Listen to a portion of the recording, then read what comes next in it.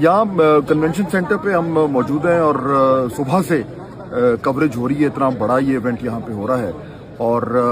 जितने यहाँ पे कोई 250-300 जर्नलिस्ट पाकिस्तान में आए हुए हैं, मुल्क से बाहर से भी, और यहाँ तो खैर हैं ही हैं, उसी इंतज़ार में बैठे हुए हैं कि यहाँ पे कोई अच्छी खबर आए या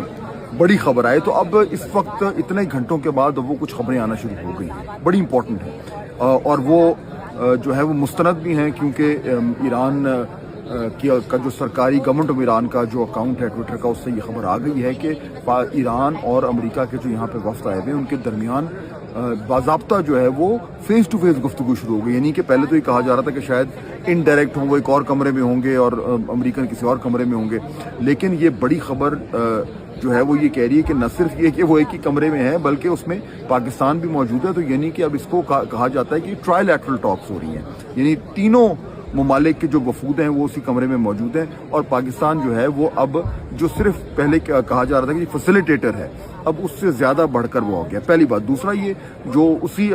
ईरान की सरकारी अकाउंट से जो खबर आई है वो ये है कि अब मुख्तलिफ लेवल पर कुछ 4 मुख्तलिफ कमेटीज़ हैं जिसमें कोई न्यूक्लियर के ऊपर भी डिस्कशन हो रही है और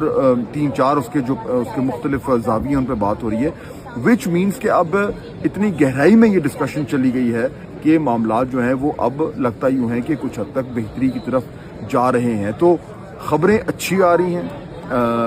अभी बहुत यानी कि अर्ली टाइम है,